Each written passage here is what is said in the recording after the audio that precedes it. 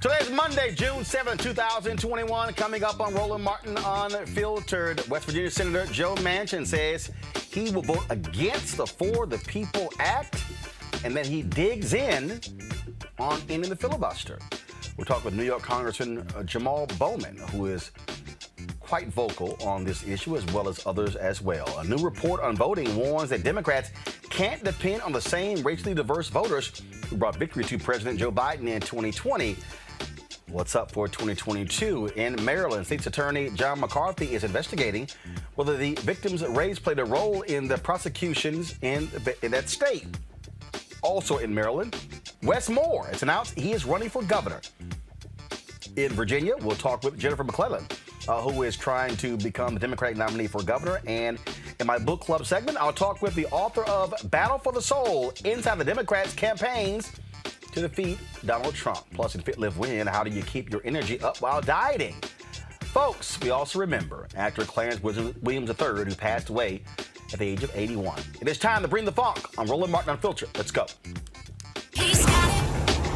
Whatever the biz, he's on it. Whatever it is, he's got the scoop, the fact, the find. And when it breaks, he's right on time and it's rolling. Best believe he's knowing. Putting it down from sports to news to politics. With entertainment just for kicks, he's rolling. It's on go, y'all. It's Roland Martin, rolling with Roland now.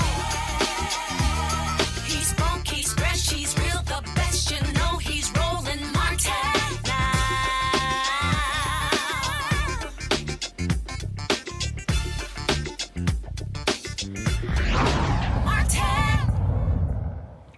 Folks, over the weekend, West Virginia Senator Joe Manchin, one of 50 Democrats, announced in an editorial in a state newspaper that he plans to support suppressing the vote. Yeah, we actually said that. Now, what I mean by that is he said he is going to vote against the For the People Act, already passed in the House by Democrats.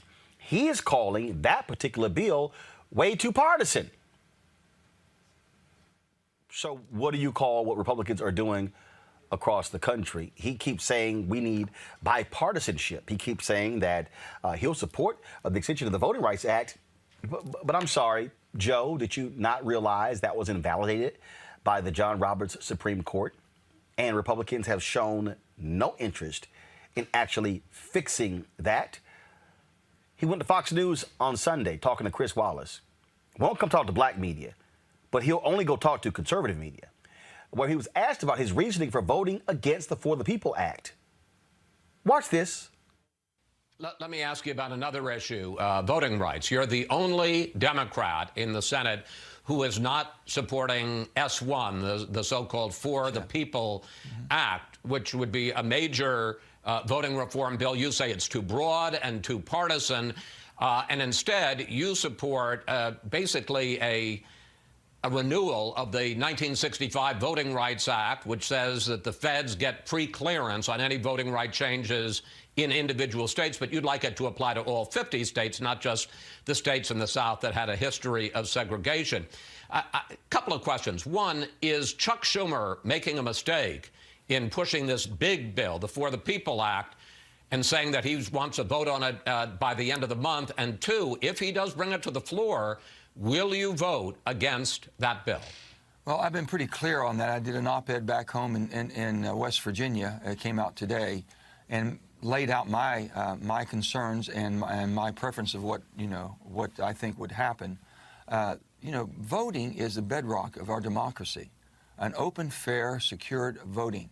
We used to go around the world and explain and show and observe voting procedures in a democracy.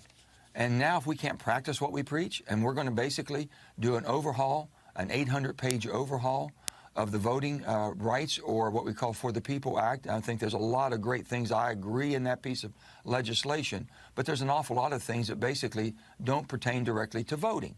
So the Voting Rights Act. So let me just. Sure. So just to put a button on this, you will vote against that bill if it gets to the Senate floor. I think it's the wrong piece of legislation to bring our country together and unite our country, and I'm not supporting that because I think it would divide us further.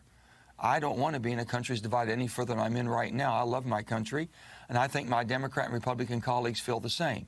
If we continue to divide it and separate us more, it's not going to be united, and it's not going to be the country that we love and know, and it's going to be hard because it'll be back and forth no matter who's in power. He doesn't want to see a country that is divided. Yet right now in Texas, they tried to pass an onerous voter suppression law. Georgia, Florida, Iowa, Arkansas. I can go on and on and on. What in the hell world is Joe Manchin living in? Does he not see what is going on? Does he not see that the Supreme Court handed Republicans a huge victory with gerrymandering by saying, oh, no, we can't get involved in partisan gerrymandering? That's left up to the state courts. Well, the problem with that is Republicans have gerrymandered the states so they control the state Supreme Courts. They control 61 out of the 99 legislative bodies in the country.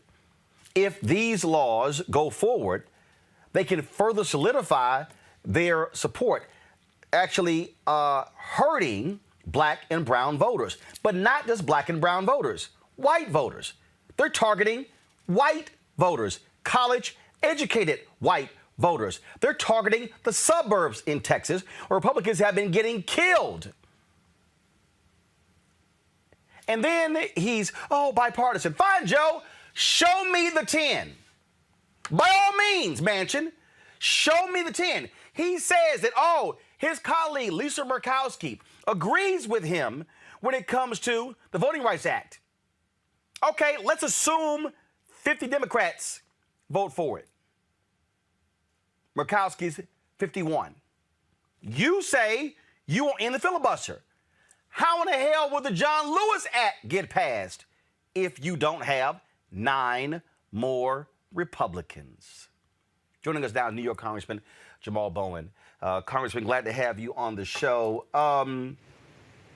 The logic of Manchin is beyond belief.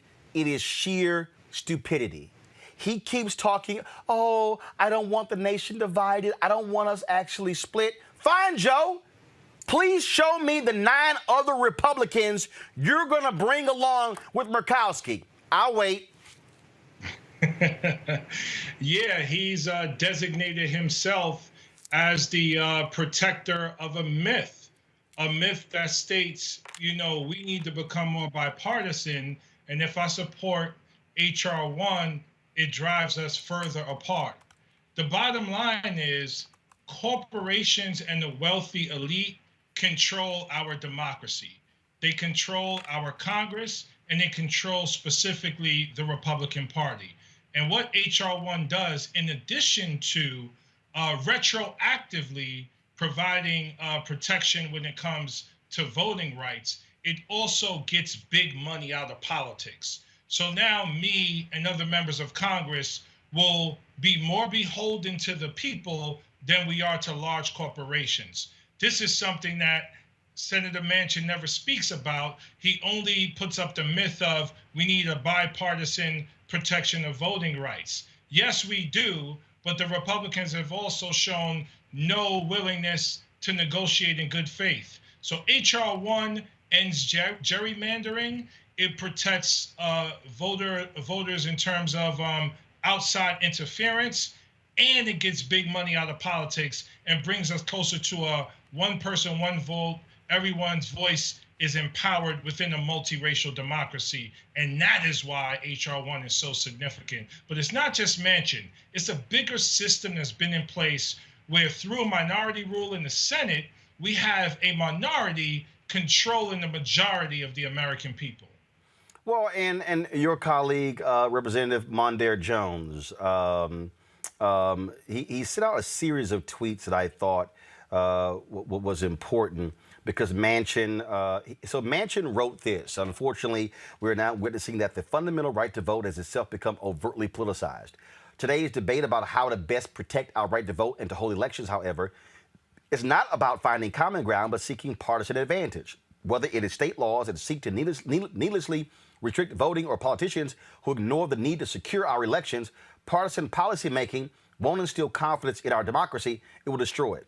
Okay, let's just deal with right here, where he says, whether it is state laws that seek to needlessly restrict voting, that's Republicans, or politicians who ignore the need to secure our elections. I'm sorry, Congressman, just correct me if I'm wrong. How many secretaries of state said their elections were secure? How many secretaries of state uncovered voter fraud? So I'm just trying to figure out who the hell is ignoring securing our elections. Is he literally saying that Democrats are ignoring securing our elections? That's a Republican Donald Trump, I lost, it was rigged talking point. 100% correct. Donald Trump and the Republican Party have been pushing the big lie of a stolen election. No evidence of that whatsoever. They continue to push that big lie. Republicans voted to overturn the Electoral College in the House. They failed at that. Republicans did not vote to impeach Donald Trump despite clear evidence that he incited an insurrection. Just recently, a couple of weeks ago, Republicans in the Senate did not support the forming of a commission to investigate the January 6th insurrection. So we got the majority of the votes to pass it if a simple majority was enough. But because of the filibuster, we did not get the 10 votes from the other side that we needed. So we are in a place now where Republicans continue to obstruct. They continue to push a big lie. And Manchin, as a Democrat, is using their talking points in terms of his holier-than-thou stance on protecting our democracy. We were sent, Democrats were sent to Congress to deliver for the American people. H.R. 1 is popular amongst Democrats and Republicans. We need to pass H.R. 1. We need to pass common sense gun control legislation. We need to pass common sense immigration legislation and many other pieces of legislation that cannot move because of the filibuster and because Manchin, in and of himself, continues to act as a singular filibuster with popular American policies. I love this one here. This is also from the same op-ed he wrote. Democrats in Congress have proposed a sweeping election reform bill called the For the People Act. This more than 800-page bill has garnered zero Republican support. Why? Are the very Republican senators who voted to impeach Trump because of actions that led to an attack on our democracy unwilling to support actions to strengthen our democracy? Yeah. Are these same senators whom many in my party applauded for their courage now threats to the very democracy we seek to protect? Yeah. But here's what's hilarious, Congressman Bowman. Only 7 Republican senators voted to impeach Trump. 50 plus 7 equals 57. That's still not enough to get to 60. I mean, he's asinine. I mean, I sit here and go, dumbass, do you even understand what you're writing? 50 plus 7 ain't 60. I know West Virginia is real bad in the education stats in America, like 48, 49, 50 around Mississippi and Alabama. But damn, dude, can you count?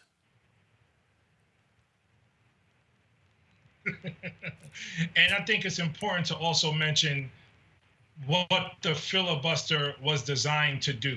The filibuster was designed to stop civil rights legislation, specifically anti-lynching legislation, Southern Dixiecrats. Strom Thurmond, who was a member of the KK and a senator, used the filibuster to stop the Rights Act in 1957. So this is to uphold white nationalism, white supremacy, and corporate control of Congress. And Manchin is aiding and abetting that and not making much sense as he aids and abets it. And to support your point, this literally is the Reverend Dr. Martin Luther King Jr. talking about the filibuster, specifically when it comes to voting. Maybe Joe Manchin and Meghan McCain should watch this.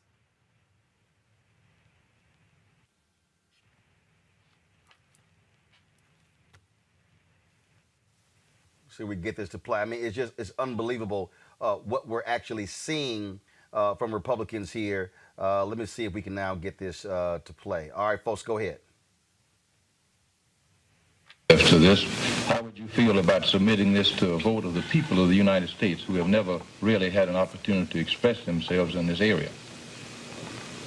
Well, this would certainly be all right with me, because I think the vast majority of people in the United States would vote favorably for such a bill. I think the tragedy is that we have a Congress with a Senate that has a minority of misguided senators who will use the filibuster to keep the majority of people from even voting. They won't let the majority of senators vote.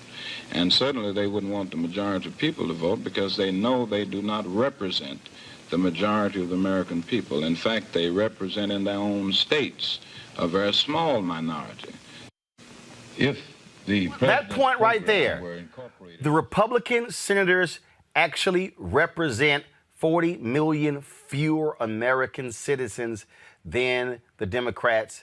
That shows you that we have an unequal system. And for Senator Joe Manchin to sit here and stand in the way. And look, the only way around this, and I know people are like, oh, here you go talking about voting, but this is simple. Ron Johnson must be defeated in Wisconsin. Democrats must win the Senate seat in North Carolina. They must win that Senate seat in Pennsylvania. They must retain the Senate seats in Georgia and Arizona. If that's the case, you got Congressman Val Demings, who's going to be running against Senator Marco Rubio in Florida. It's going to be a very tough race. But if Democrats are able to hold Georgia and Arizona and pick up Pennsylvania, Wisconsin, North Carolina, that negates Joe Manchin, and the filibuster can be ended.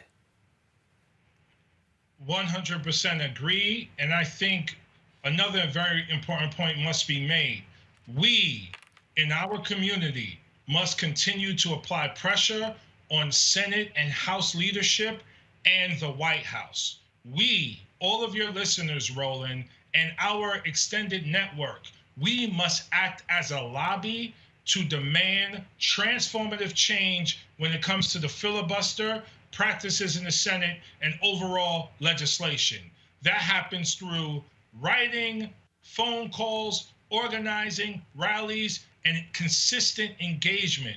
Roland, there are people who care about a variety of issues, who call my office daily and write my office daily to make sure I pay attention to those issues.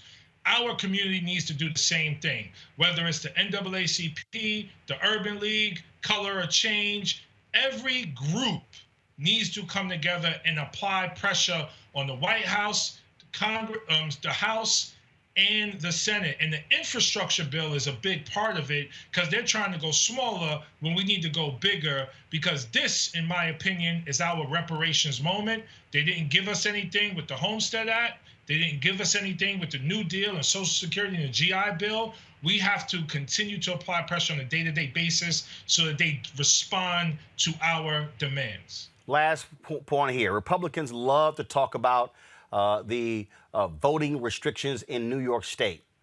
I have to remind those very same people that progressive Democrats have been demanding lots of those changes. They got some of those recently in a bill signed by Governor Andrew Cuomo. But the reality is, folks like you are not stopping there. They want to make New York the model and not be as so restrictive as they have been when it comes to voting. 100%. And because of our organizing and new people who are not part of the machine running for Congress, we now have a supermajority in the State House and many progressives in the State House. So the stuff that we win here is because we've organized for it on a day-to-day basis. The same way Stacey Abrams and many others organized to help us win Georgia for the first time. Georgia, all blue. President and senators, all blue. So that organizing needs to continue to happen across the country, needs to happen in West Virginia, and it needs to happen everywhere else to become what this democracy claims it wants to be, but never really has been the case, particularly for black folk. Absolutely. Congressman Jamaal Bowman, we certainly appreciate it. Thanks a lot. Thank you, sir. Let's go to our panel, Dr. Julia Malveaux. She's economist, president emerita at Bennett College. Omokongo Dibinga, professorial lecturer, School of International Service, American University. Michael Brown, former vice chair, DNC Finance Committee. Bottom line, Michael, is this here. That is, Manchin has spoken, but the reality is this here. I say you got to light his ass up at every single turn. You got every time he speaks somewhere, he needs to be met with protesters. Every single one of his offices in West Virginia. He needs to have folks going to his office in Congress every single day. Every time he turns around, it should be a voting sign in his face. Every single time he gives a speech, it should be folks chanting in the back, Jim Crow 2.0. The reality is this here. What Senator Joe Manchin is doing the bidding of the Republican Party. And then when you have folks like Meghan McCain who are on The View talking about, oh, how this is all about the squad, I had to tweet her clueless self saying, no, Meghan, this is not about the squad. You have independent Senator Angus King in the Senate who says, I don't want to end the filibuster, but what they are doing on voting is dead wrong, and I will vote to end it. See, the squad has now become the new George Soros for the right. They love everything about the squad. No, this is literally about the voting rights of black and brown people and a party that is advancing white supremacy and white nationalism. That is today's Republican Party. First of all, I don't know what you're doing with that funny-looking shirt on, but you want to don't get embarrassed today. I'm just saying. Don't get embarrassed today. Remember, Alf is your daddy. Oh Lord. And remember, y'all was so weak, you took one of our colors as your own. You better go ahead and answer that question. First of all, I don't think Schumer would ever do it. But when you have someone who is so far, beyond being the black sheep, who is so far off the reservation on a variety of issues, because he's I'm there. My screen is frozen.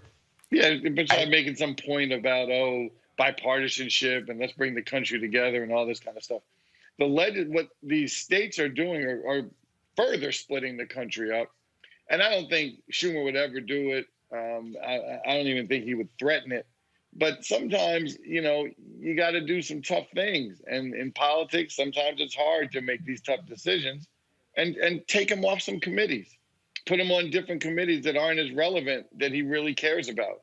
You got to start, whether that's the case, whether you have to do old school politics and offer him the Joe Manchin Airport in Morgantown or a brand new highway with his name on it, whatever it is, whether it's old school politics or starting to strip him of some of his favorite committees, you got to do something that threatens him to bring him back into the fold. Because what he's doing is irrational on a variety of issues. Yes, of course, voting rights, as you and the congressman were just talking about. Clearly, from my standpoint, D.C. statehood. He was also acting like a fool with that. Obviously, the infrastructure bill. He thinks that Republicans are going to wake up one day and say, you know what, kumbaya, let's come together and bring our country back together. That's not going to happen, at least no time soon. So if you're in a particular landscape, you have to treat the landscape accordingly. And that means putting the hammer down on Joe Manchin for acting like a fool. The thing here, Julian, is that, again, look, it's sitting before us right now. It's sitting before us. The Republican Party, they ain't playing bipartisanship on the state level. They are ramming through these bills, no Democrat involvement whatsoever. And I'm like, Manchin, what the hell world are you looking at? They are trying to solidify. This is how significant this is. Democrats only hold a 4-seat majority in the U.S. House. Republicans in Florida alone could gerrymander Democrats out of the majority. Texas, they could grab 3 to 4 more seats. That means that forget whatever voters do, white voters, black voters, Latino voters, the Republicans could guarantee they pick up 8 Democrat seats, meaning they control the House. And Manchin's talking about, I don't want to split the country. We got to get along. Republicans are like, we don't give a damn about splitting the country. We're going to follow Trump to hell and back, and we do not care because we are about power. You know, Roland, what's his name? We don't call his name. The previous president used to call people rhinos, Republicans in name only. Manchin is a dino.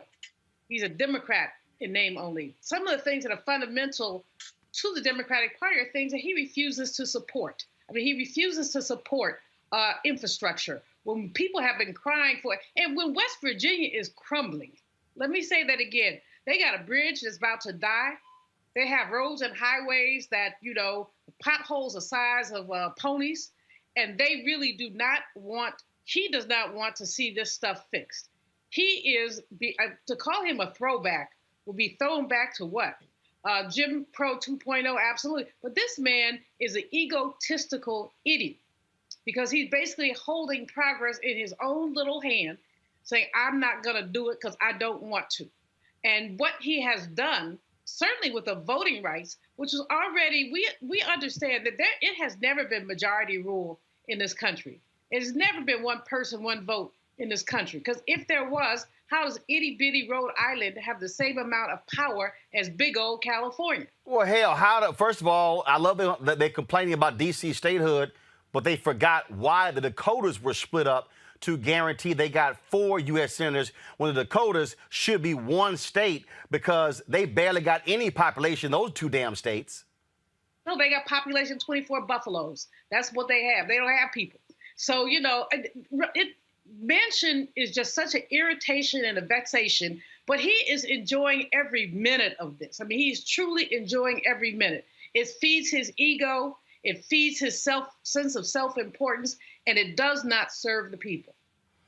The bottom line here, Omakongo, that we have to understand, and again, this is not me being emotional. This is me being factual. The Republicans are running roughshod over democracy all across America. They are passing bills that are designed to keep people from voting. When you start reducing drop boxes by 75, 80%, claiming, oh, security, but they're already secure.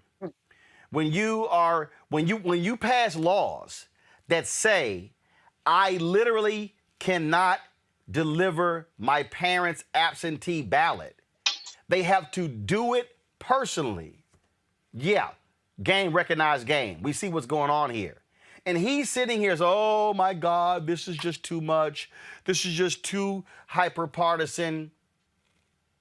Well, what are you saying is happening over there? And here's the other deal. In 2013, I got the NABJ, the National Association of Black Journalists of the Year Award for my coverage for voter suppression. I'm sorry, I don't recall one time in the last 8 years where Joe Manchin was a leading voice on extending the Voting Rights Act. So all of a sudden, Joe, you got religion on the VRA? Why in the hell weren't you holding news conferences when Mitch McConnell was majority leader? Why weren't you calling for it then? Oh, because you didn't give a damn then. Most definitely. And here, this Dr. Malvo is so correct. This diva power trip is just ridiculous. I mean, quite honestly, look, as you said, 50 plus 7 does not equal 60. And one of the things that the representative said that I think we need to start paying more attention to is we need to start seeing where the money's coming from with Manchin, because part of HR 1 is about getting that money out of this. We got to shine a light on some of his donors to really understand, because some of his donors and corporations that are probably supporting him are probably in favor of this, probably companies that didn't speak out when it came to places like Georgia and what they're doing in places like Texas as well. And so I think that there's a money trail that we need to follow. But furthermore, when we talk about the filibuster, fine, he can make his arguments about why the filibuster shouldn't end. But when it comes down to voting, it's got to go. When it comes down to that one issue of voting, the filibuster has to go. And look, at the end of the day, we're not even talking about the old school filibuster where you actually had to be present and make your extra long speeches. People can just phone it in from their hot tub or from their hotel or from Cancun or somewhere right now. And so there's laziness all in an attempt to get power. And Manchin has to, I think Manchin does understand that basically when it comes down to it, the Republicans are not going to give in. And so since we see how people are actually struggling in West Virginia, you talked about education, what, 48th, Dr. Malveaux talked about some of the other issues with the infrastructure. He has to be beholden to the people who are his corporate interests because he doesn't care about the people. He cares about being a diva. He cares about the spotlight. And that's why, like you said, we have to make sure that we get as many senators in as possible come this next election cycle because he has to be made irrelevant.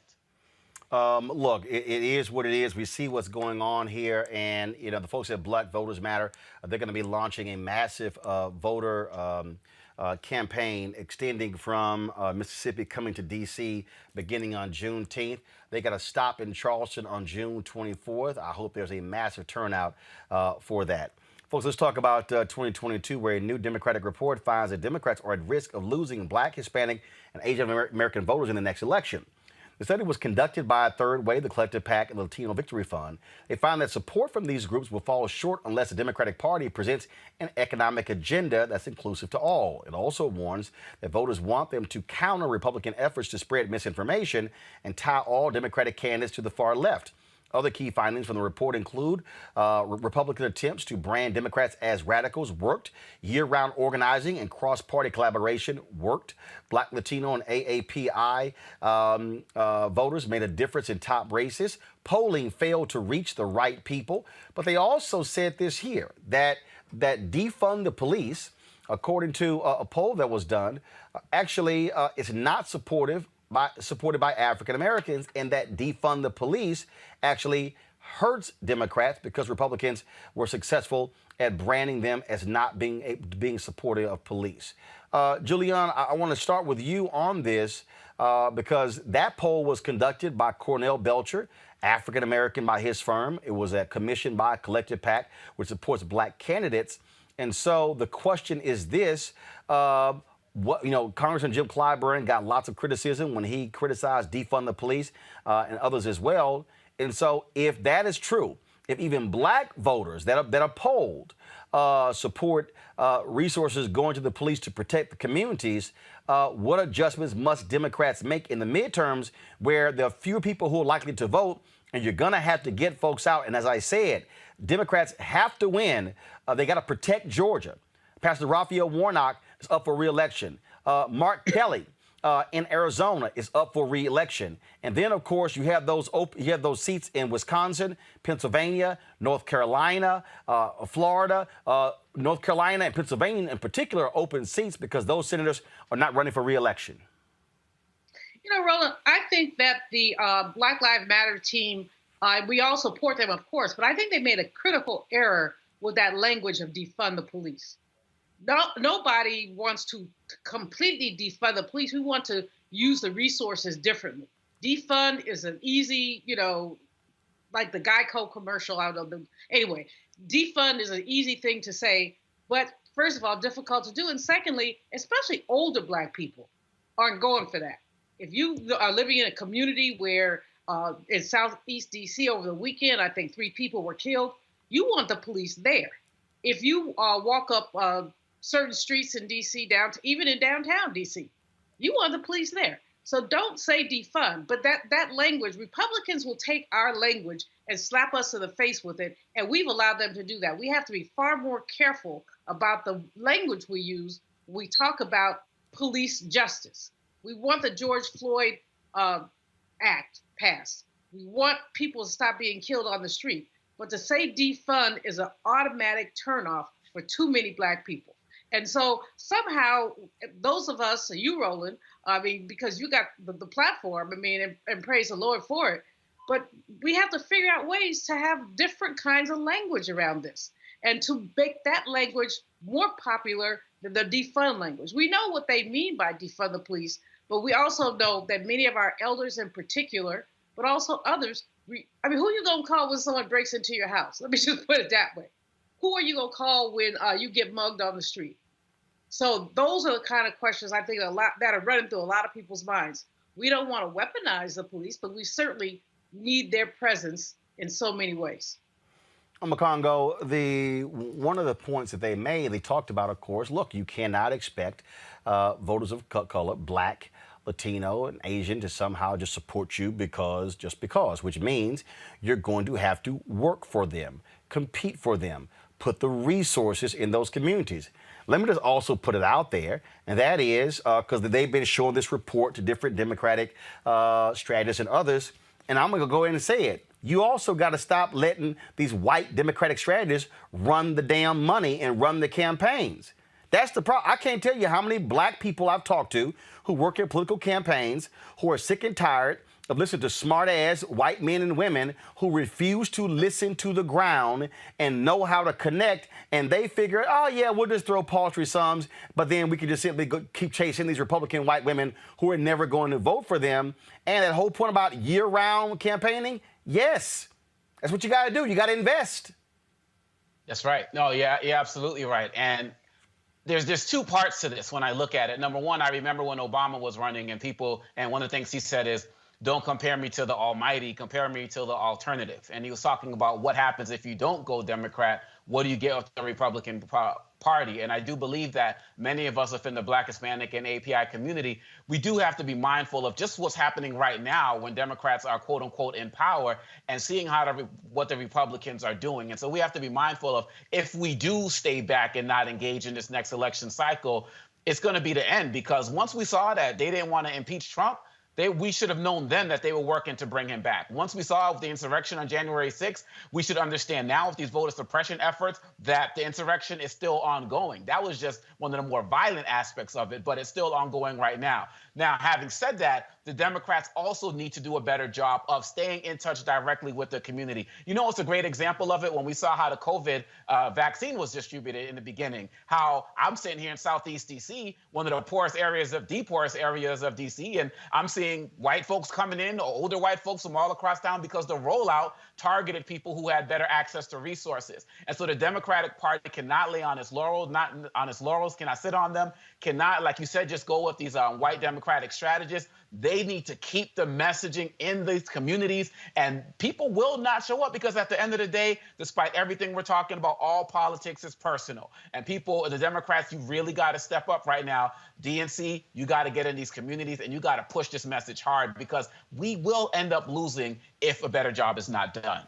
The thing here, Michael, that I keep getting folks to understand is, and I love the people who they talk about, we got to get this. First of all, no, a politician can promise you all sorts of things when running. That's fine. But what happens when they win? Now, let me unpack that. I've had some people say, Biden should have promised this. Biden could have. Biden can't pass a single bill in the House or the Senate. He can't.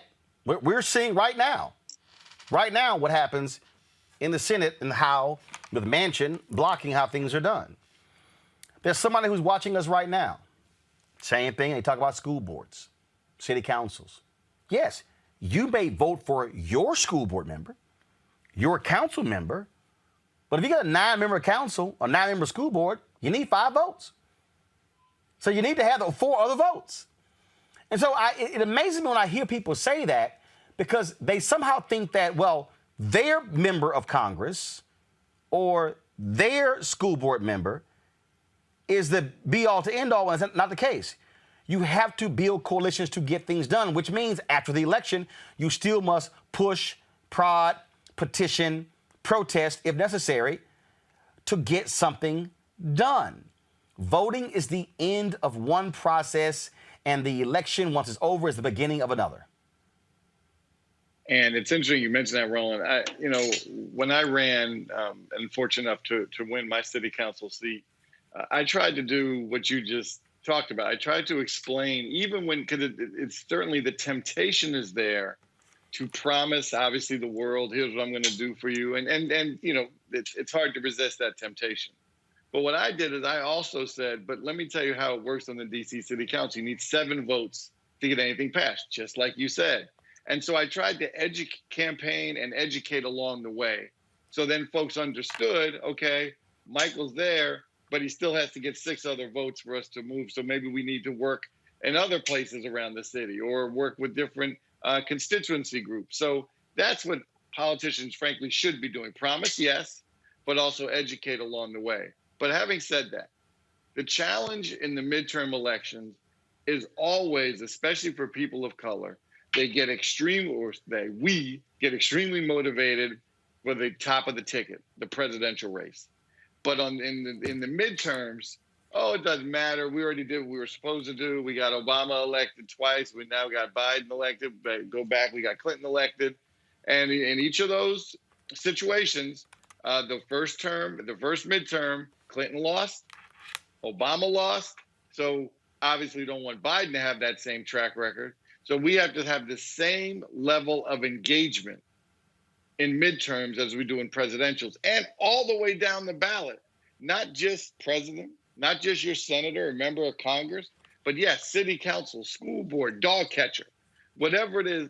Our folks, for whatever reason, historically, haven't been engaged in all elections across the board. I'll get a perfect example. Over the weekend, Deborah Peoples lost in the runoff to be the mayor of Fort Worth. And give me a second. I'm going to show you what the results were. And one of the concerns that she had was what the turnout was going to be. And the reality is, you know what? It did not go as expected. And the thing that I keep trying to explain to people is that to that point, you have to, Omakongo, you have to show up. You have to be there for the election. And so here's the case right here. Maddie Parker, she got 47,283 votes. Deborah Peoples got 41,012 votes. When we were there in Fort Worth, Deborah told us Hispanics made up 30+% of the voters in Fort Worth had 7% turnout. Black voters, same thing, low turnout. The reason Maddie Parker won is because when they counted the early voting, she had a several thousand vote lead in early voting. Peoples could not overcome that on same day voting. This is real simple. And guess what? Peoples ran. She spoke to the issues that we care about.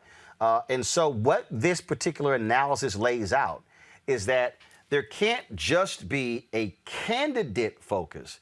There has to be a party focus. Infrastructure, when Howard Dean talked about a 50-state strategy, that's really the challenge that Jamie Harrison is going to have as chair of the Democratic National Committee. Absolutely. And you know what? It has me thinking about the issues that Trump and Republicans pulled with the census and the like. When you speak about so many of these issues, we had a lot of people within the Hispanic community who didn't even bother to fill out the census because they felt that they were going to be tracked and they were going to be deported if their documents weren't in order, right? I think what's happening right now with all of this voter suppression talk and all of these bills that are being passed, many of us in the community, we're acting as if these bills have already been passed and if we can't even vote anymore and we're not fully engaging. And again, it goes back to what Dr. Malvo was talking about the marketing, right? And I remember when I ran for city council here in DC and I was out on the street campaigning and I was trying to talk to this one woman and she said, I don't do that politics stuff. I mean, there's not a single aspect of our lives that isn't controlled by politicians and laws. And so, you know, Peoples is absolutely right. And we have to do a better job, Harrison and DNC, of bridging this disconnect to understand that these local elections matters. When I saw the candidate who won there being embraced by Abbott and Trump and all of those other guys, I was like, here we go. Here we go. And this is why Trumpism is so dangerous, because people think, oh, Trump is gone, we're all good. But between this new mayor and the Marjorie Taylor Greens of the world, they're planting themselves all across the country, and we need to wake up before it's too late. You know, one of the things that when we talk about this here that we have to also deal with, and again, look, people don't want to own up to this, but Julian, we got to own up to it. And that is this here. Today's Democratic National Committee was in many ways destroyed or severely gutted by Obama. Oh, yeah.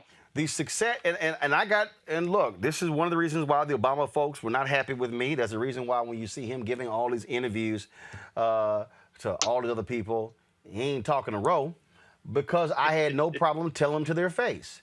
The work that Reverend Jackson, Dr. Ron Walters, Ron Brown did after Reverend's run in 84 and 88 was gutted by Obama. Now, all the folks who love Obama, let me explain so y'all can understand. Obama's whole deal was he didn't need the sophisticated black infrastructure that was put in place. He didn't need it. His whole deal, they're going to turn out for me. I kept saying, player, you only going to be there 8 years. What's going to happen after you leave? Organizing Obama for America turned into Organizing for America. They shifted all of these resources over to OFA and gutted the DNC. So part of what this report is laying out is literally trying to rebuild that infrastructure that Jackson, Brown, Walters worked hard to put in place, that in many ways Obama completely gutted.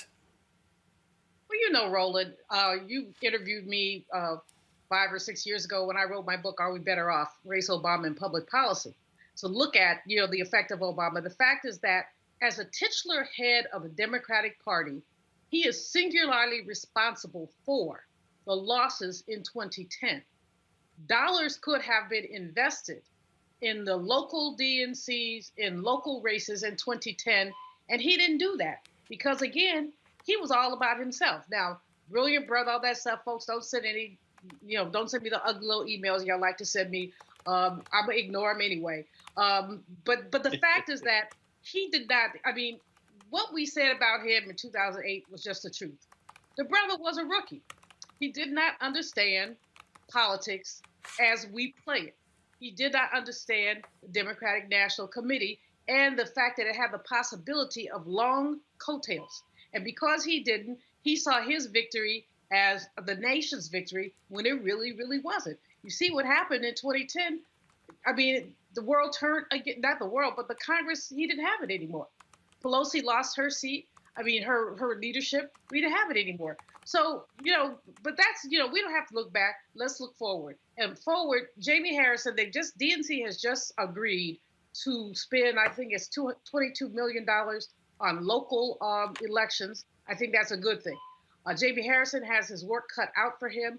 He's got to do a heck of fundraising to get some more money into communities. But the other thing that you mentioned earlier, Roland, that's really important, is the fact that basically the DNC has become pimp daddy for the white boys.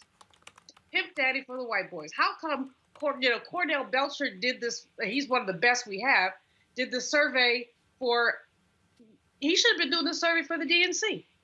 We need to have more operatives. People like Leah Daughtry, Mignon Moore, folks who have, as you say, were there with Reverend Jackson and Ron Walters and our beloved Ron Brown. Those folks, if they're at the end of their careers, help them find some young people to do this. I mean, DNC ought to be doing all kind of workshops to get more young people into politics. Because, Congo is right. When people say stuff like, I don't do that politics thing, it's because they don't understand what that politics thing is.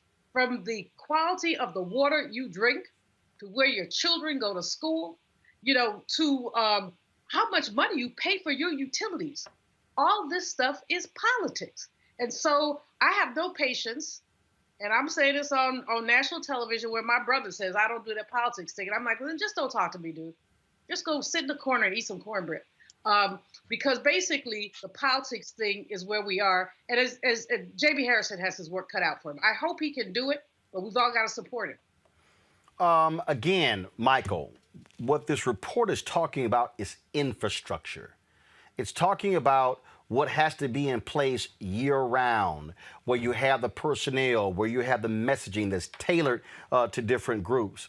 And again, there was it wasn't perfect, but you actually had a strong black infrastructure that was inside the Democratic National Committee. And then when Obama came along, did he need it? No, he didn't need it because, frankly, his black support was so significant. But a party ain't about one person. And I had close folks in the Obama world, I'm talking about who worked in the administration, who said, yeah, one of the biggest mistakes we ever did was organizing for America and basically shifting all of that attention and resources over to them and taking away from the DNC. Well, first of all, Dr. Malveaux and Roland, thanks for the shout out to my pops. I appreciate that. It's just fact. We're just stating fact. No, and I appreciate it. I'm glad you remember. And you remember they created what was called the coordinated campaign. And you had mentioned all the different folks that have been helpful. Dr. Malveaux mentioned them. You mentioned them. All of that is absolutely correct. The Ron Lesters of the world. I mean, he was really the first. He was a pioneer in black polling. And the DNC would never give him what's called a prime contract. They would subcontract him just to go do polling in black neighborhoods around the country. But when my father was chair, he got a prime contract. And then that way he was able to develop his business, grow it so he could be around for 20 years like other pollsters. Same thing. So the coordinated campaign was basically you wouldn't have to create the wheel every time there's an election. You have the infrastructure in place on presidential side for targeted Senate races or House races, for city council races, for state legislative body, whatever you name the political body. And over time, as you mentioned correctly, Roland, it started to get gutted where people, because everyone wanted to have their own thing when they were chair of the party, but it worked. Remember, Bill Clinton beat Ronald Reagan's vice president. I mean, Ronald Reagan is on the Mount Rushmore for Republicans, and we took down the vice president after one term, which was obviously Bush, because of the efforts, obviously, in every single community and the great messaging and the great infrastructure. And the point was, if we can do it like that to beat Reagan's vice president, maybe it can work every election, so let's not gut it. And then when we finally got to the Obama years, he had zero interest in the DNC. He had zero interest in state legislative bodies around the country, where we got destroyed in his 8 years. Like you, Dr. Malveaux, Roland, I'm going to get the same kind of little tweets and ugly emails. How can you talk about Obama? We're not talking about Obama. We're just giving facts. And you can check out the facts yourself. If you don't believe, check out how many Democrats and Republicans were in state controlled by Democrats in 2008 and how many in 2016. Do the math yourself and you'll see what happened. So that's where we have to really focus. And I know people see the DNC as a fundraising arm, and it is. It's certainly about raising money. But it's also about the infrastructure of getting people out to vote and keeping them engaged. Folks, going to go to a break. We come back. We're going to talk about Maryland, where a top prosecutor is launching an investigation into targeting of black folks there. Also, Wes Moore announces he's running for governor of Maryland. We have all of that next on Roland Martin Unfiltered. Back in a moment. Racial injustice is a scourge on this nation, and the black community has felt it for generations. We have an obligation to do something about it. Whether it's canceling student debt, increasing the minimum wage, or investing in black-owned businesses, the black community deserves so much better. I'm Nina Turner, and I'm running for Congress to do something about it. Before Till's murder, we saw struggle for civil rights as something grown-ups did. I feel that the generations before us have offered a lot of instruction. Organizing is really one of the only things that gives me the sanity and makes me feel purposeful. When Emmett Till was murdered, that's what attracted our attention.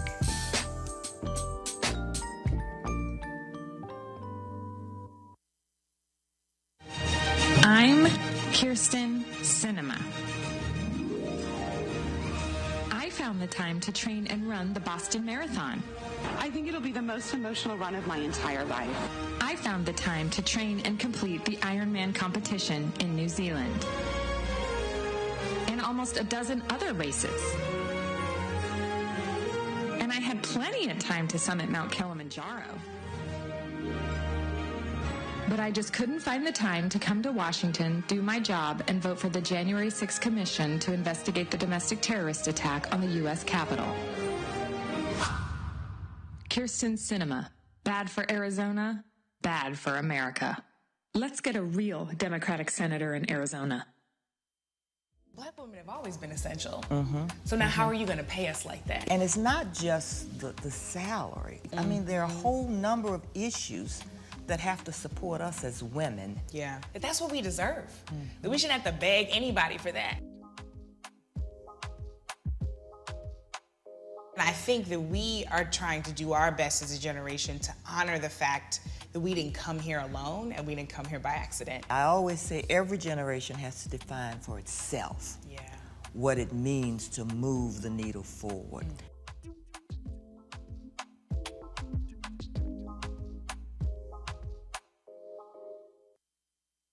Yo, what's up? This your boy Ice Cube. What's up? I'm Lance Gross, and you're watching Roland Martin Unfiltered.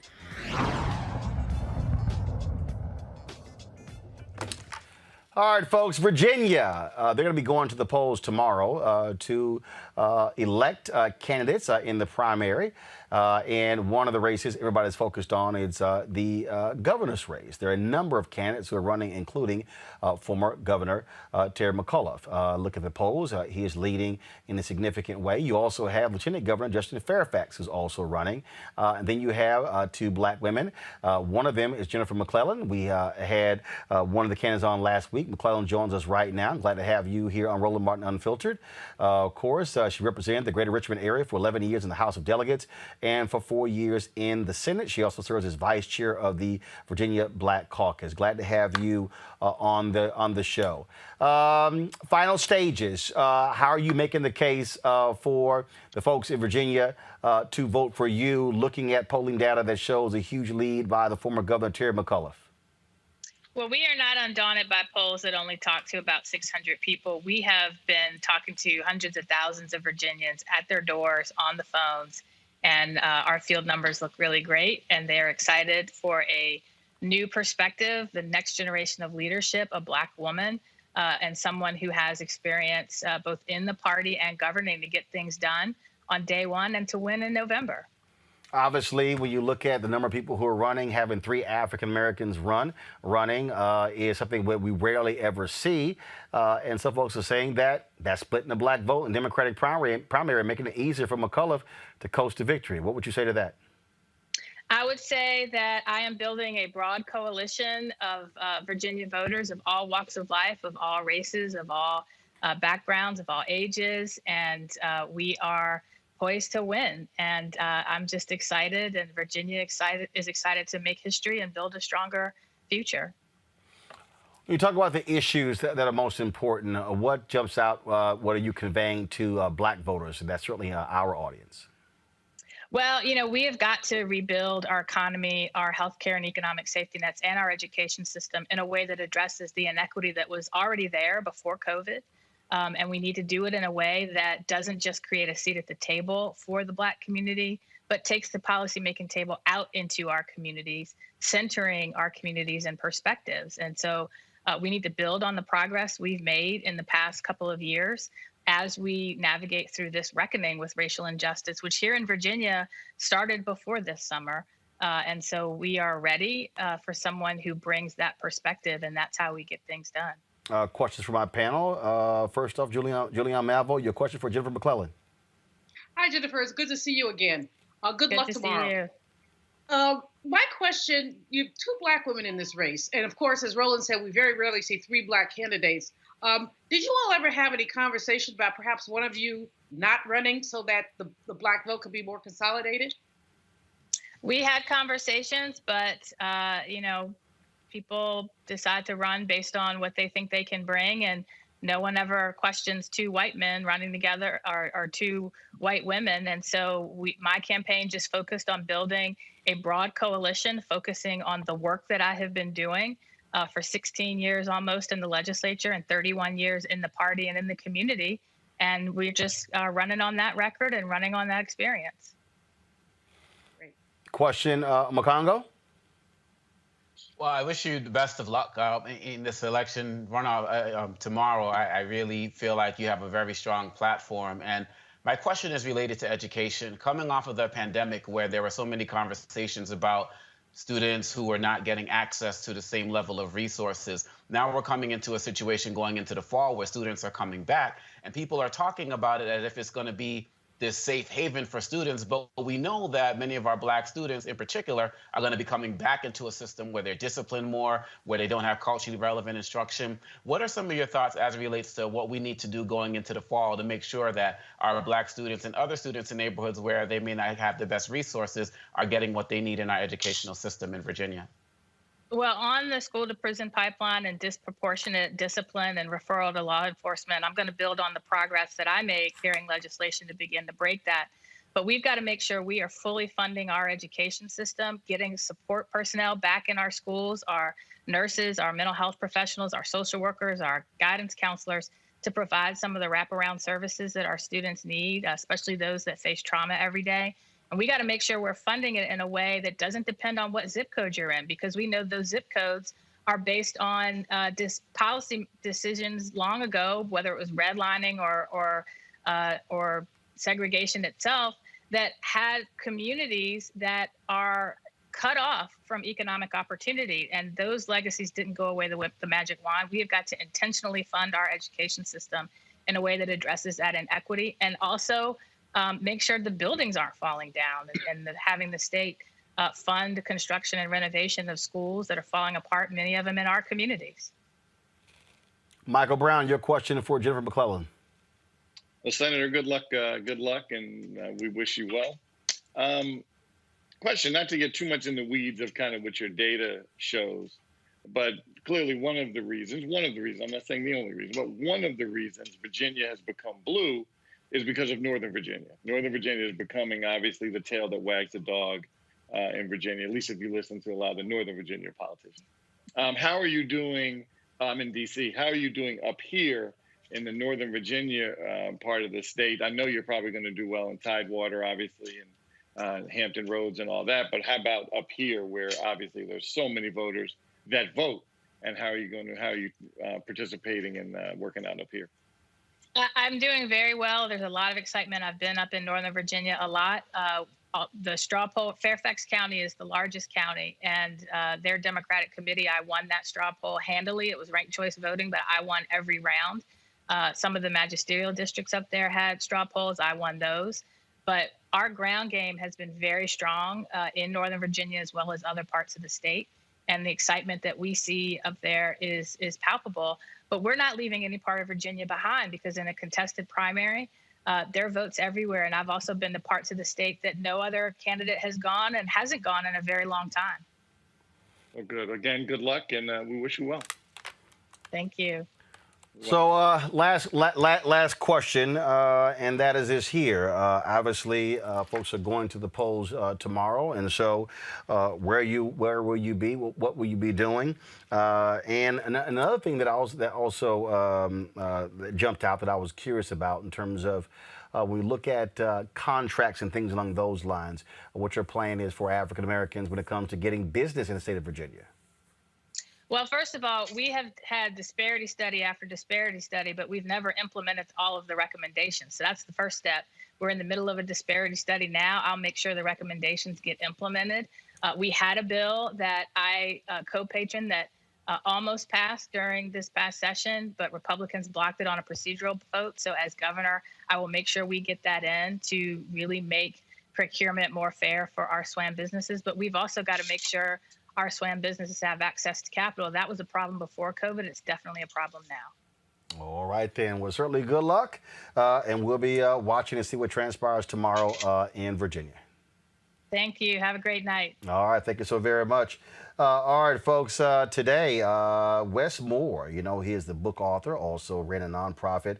Wes dropped a notice on social media that he is running for governor of Maryland. Now, Larry Hogan, of course, is not running, of course, term limited, and so he would not be seeking it.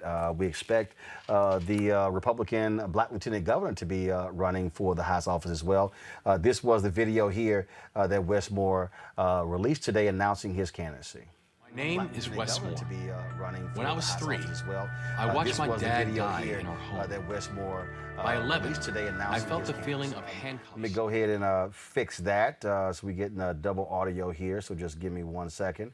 1 second here. I think we got it taken care of.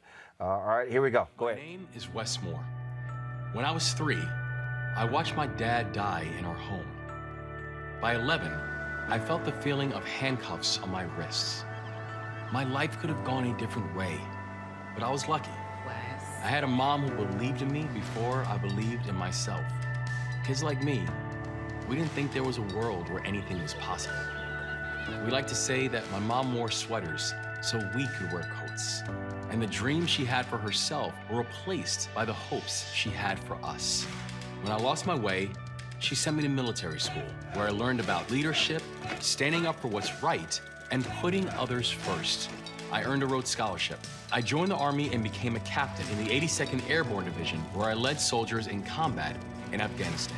I served in the White House. I wrote books about the sad and fragile nature of economic opportunity in America.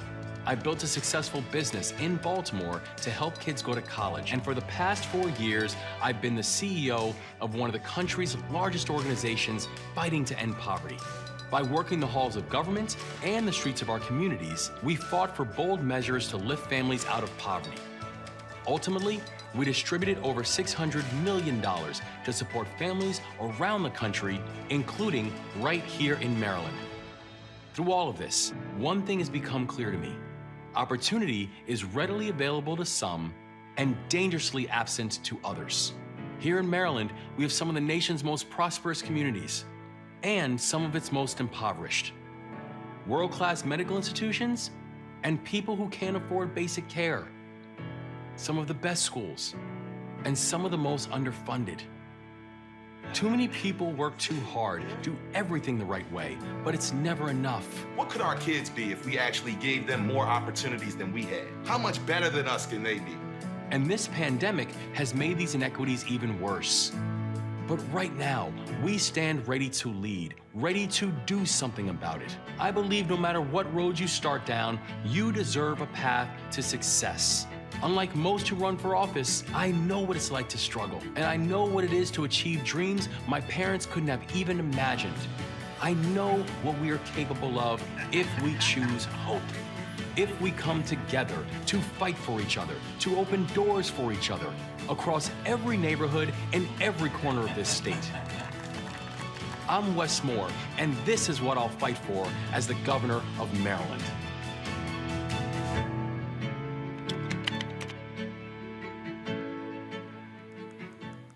That's in Maryland. Now, folks, in the same state, a top Maryland prosecutor is launching an investigation into his own office.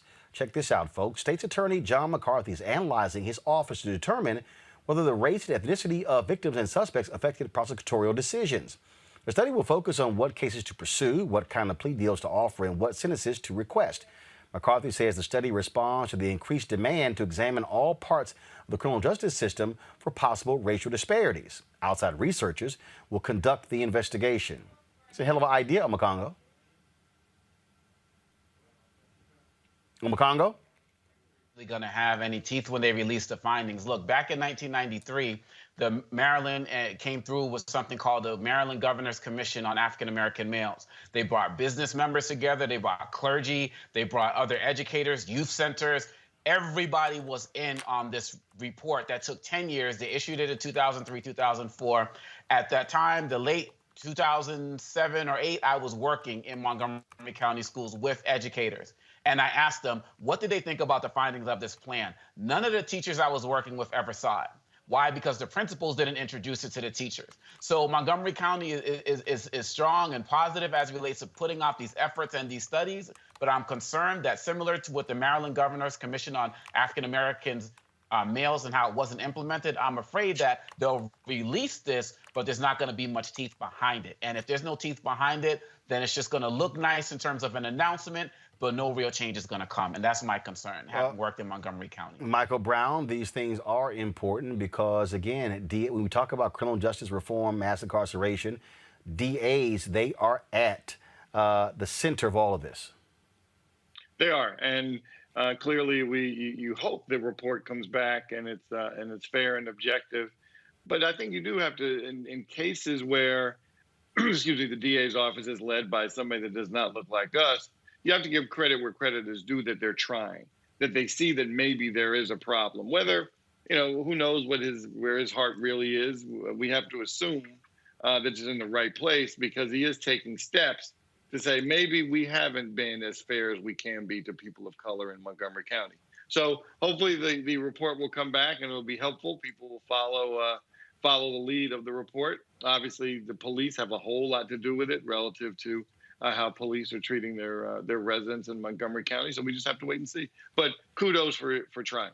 Julian? I agree with Michael. I'm glad that they're trying, but I also agree with Obakongo. It's like you try, you have these reports. Reports, that's a tree. That's just a tree that somebody killed for the paper. So the question is, what happens next in terms of these recommendations? There's too many discretion points in the prosecutorial process, beginning with whether charges are pressed, what kind of sentences are offered, all of those. And so, I got to give props to Sean King and some of the others who've been looking at elected DAs to see how more of those positions can come to us so that we can begin to do some of the work around the fairness issue. But good, thanks for trying, but trying is not going to be good enough. You can have the best report in the world, but if you don't do anything about the report, you just have a report.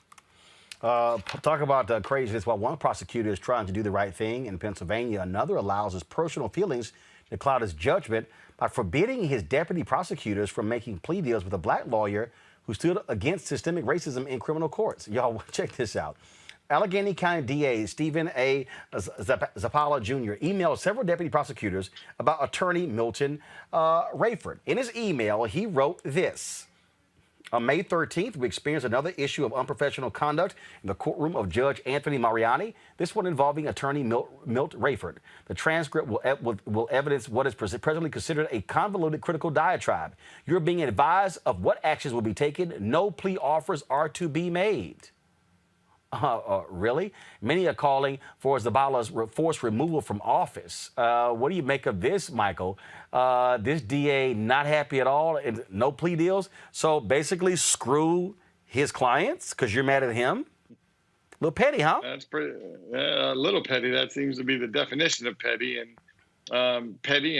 maybe a little bit of racism. So we don't know if other white attorneys sometimes editorialize about particular issues related to the criminal justice system or just life in courtrooms, and if they're admonished by this gentleman. So yeah, it's petty, it's pitiful, and hopefully it gets just tossed out. Julian, little DA mad because the black attorney called out systemic racism. Ain't that a shame?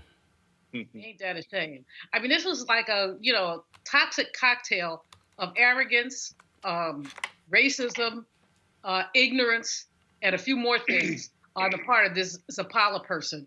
And he should be removed. Somebody needs to start a recall on him, because to say no plea deals is really to say, again, you're denying this brother's clients a courtesy that many others have. And that, by definition, is just bias, racial bias at that. Because you're mad because the brother said there was systemic racism. Well, go and get your lollipop, go to the corner and do something with it. But do not penalize the clients. And the brothers ought to sue him for libel. He should not be sending emails to all his colleagues about this man, because basically he's inviting them to do the same thing. Goes to show you, Omakongo, when you stand up to power, boy, they get a little bit upset. Sounds to me like there's one DA we should be taking out in this next election.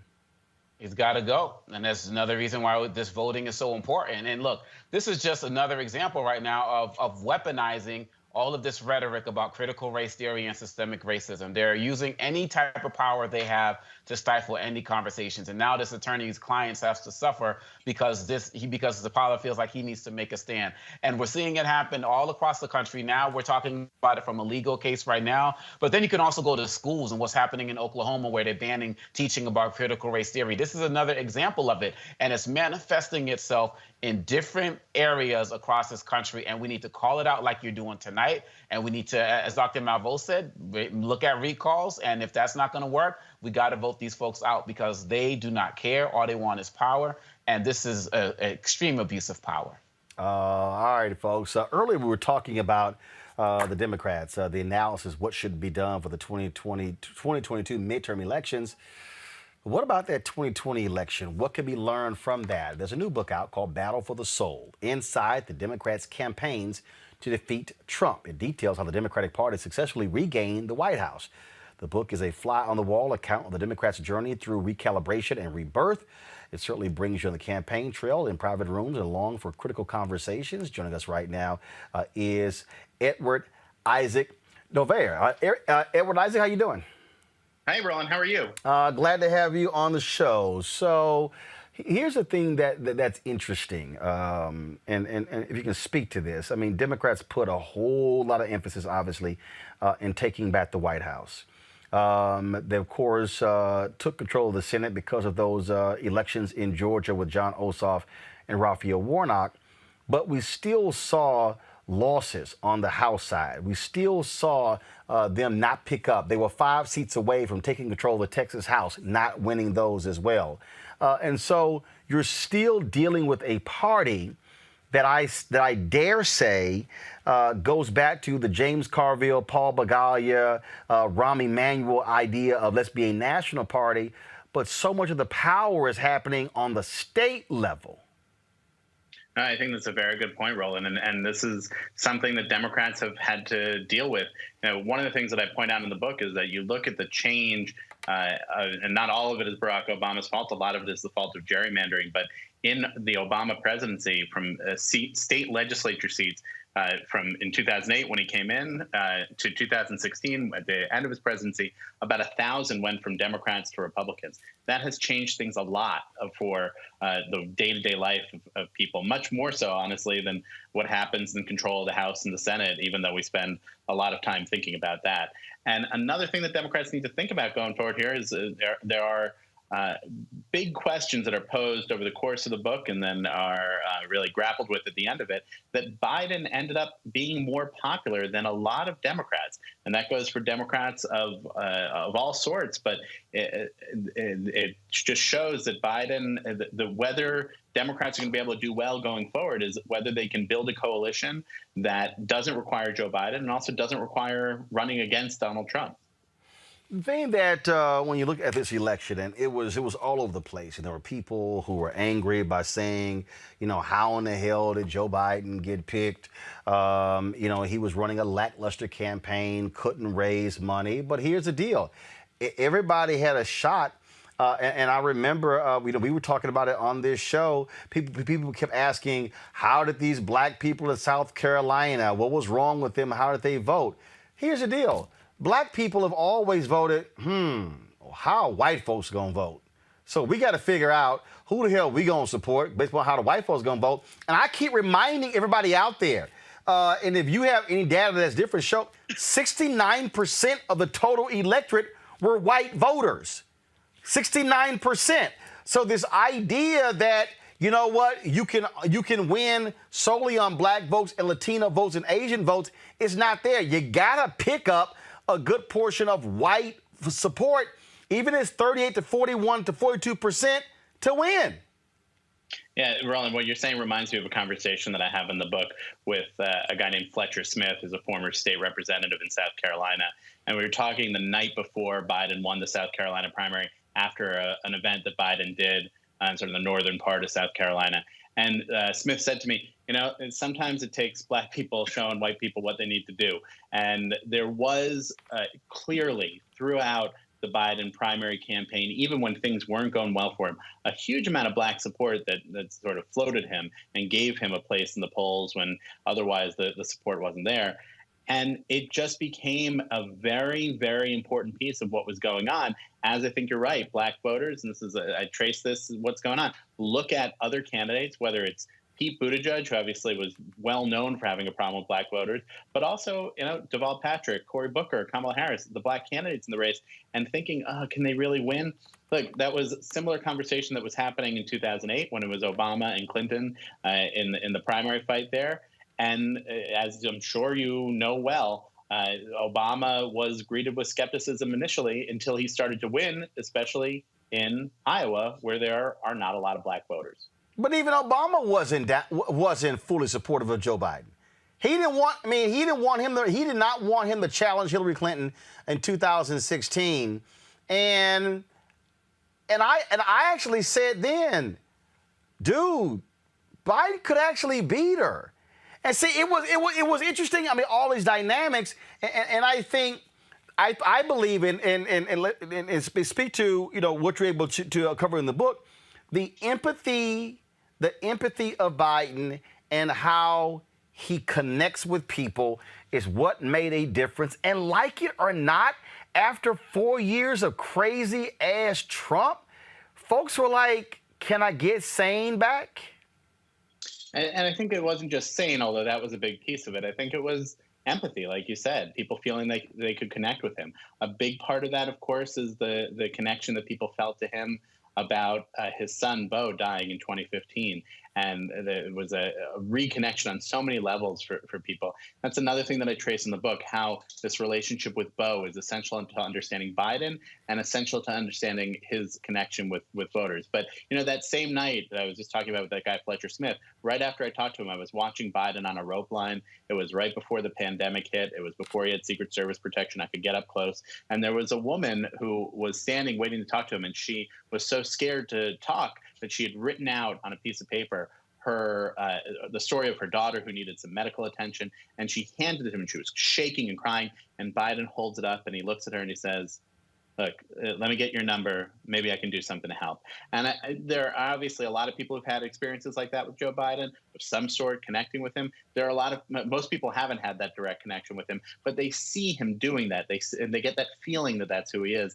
And that meant a lot to voters, I think, especially as we were, as a country, in such turmoil and grief of last year when it came to not just the pandemic, but everything after George Floyd was killed, this feeling like we just need someone who cares. And voters really responded to that with Biden. I'm going to go to my panel with questions for you next. I got to ask you this.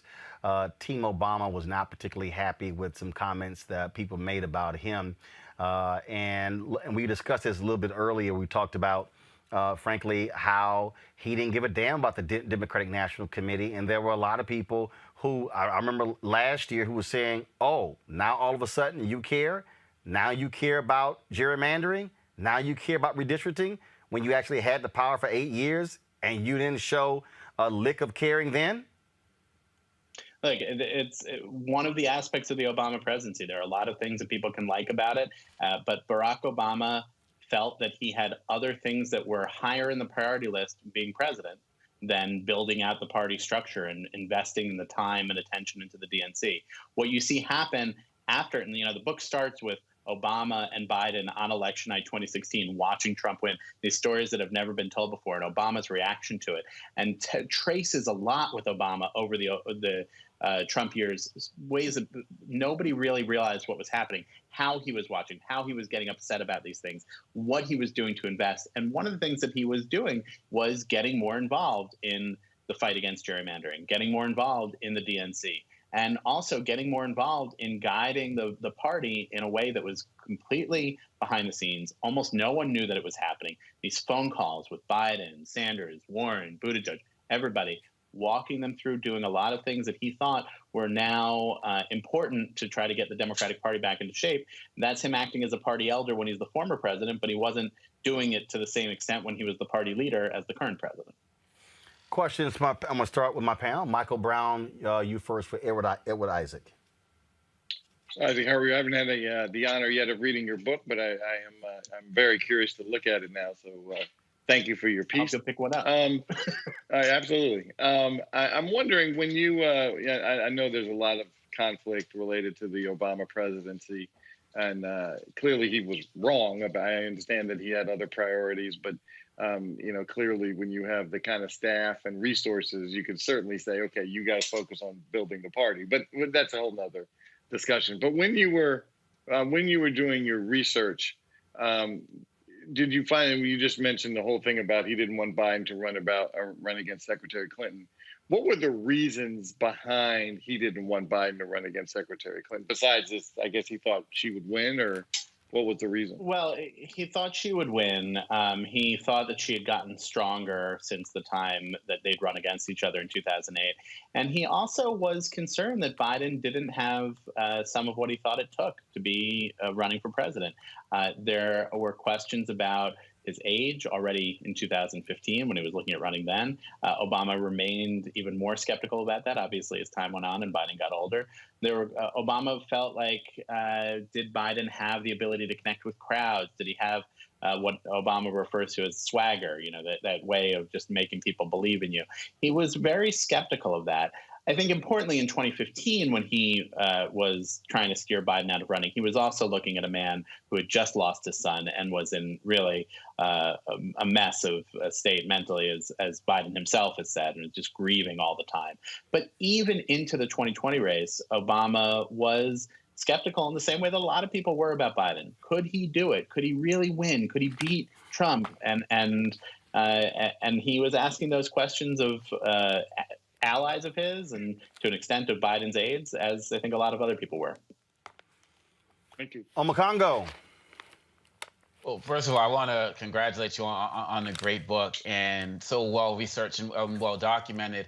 I want to go back to something that Roland was saying when he talked about 69% of the white electorate. I'm wondering if you're concerned if going into 2024, as Biden does this work to embrace things like police reform and George Floyd Act and some of these voting rights bills and the like, do you feel like there's a possibility that more white voters are actually going to become alienated by his attempts to make the party more diverse and appeal primarily, like you said, he's not going to forget the African-American community because we had his back. Many people feel like he's doing that to some extent, but do you feel like he's going to risk alienating more white voters as we go into 2024? No, look, I've learned not to make predictions in politics, if 2016 taught me anything. But I will say this to you. I think we, in some ways, underestimate Biden's ability to serve as almost a Trojan horse for getting things through and making people feel, even if they're more out there ideas, not where the moderate idea is, but where Biden says, look, I can do that and move it in. There are realities of what's going on. He is an older white man. He does not spark the same kind of reaction in people that Barack Obama did for reasons that you are all very familiar with. But one of the things that I traced in the book a lot is last summer, when after Floyd is killed and after the protests are picking up, there's this transformation that Biden has in thinking about these issues. He goes to see Floyd's family before the funeral and meets with them privately. He's talked about how he saw Floyd's daughter, Gianna, and she said, my daddy is going to change the world. He connected with her about that grief, that personal story. There's also an important moment where Al Sharpton says to him, it's not just he had a knee on his neck. We've all felt a knee on our neck. And Biden says to him, no, I've never thought of it that way before. And then, as you remember, the protests grew a little violent in places, and Sharpton condemned the violence. Now, Biden gets on the phone with him a little bit afterwards, a couple days later, and he says, listen, I'm glad you said that, condemning the violence, because it's really helpful to our cause. Sharpton and I talked about it, and he said to me, that's such an important thing. He didn't say it's helpful to the cause or your cause, to our cause, but also thinking about how Biden was pushing back.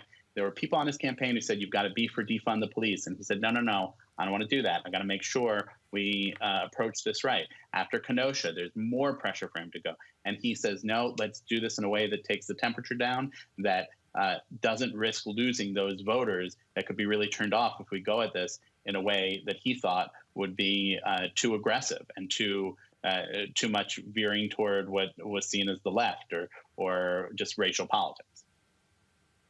I always ask book authors this question, and I'll ask you the same question, and that is this here. What was your wow moment?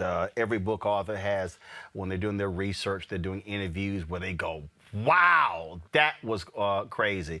I get the sense that you've actually had several of those. So if you got a couple that you could share, that'd be great. I mean, the book is full of them, quite honestly. One of the things that's gotten a lot of reporting is you see the Biden team's reaction and Biden himself reacting to what happened in that first debate with Kamala Harris. And it was clear to me that because I was covering the race day to day, how angry he felt about what had happened. But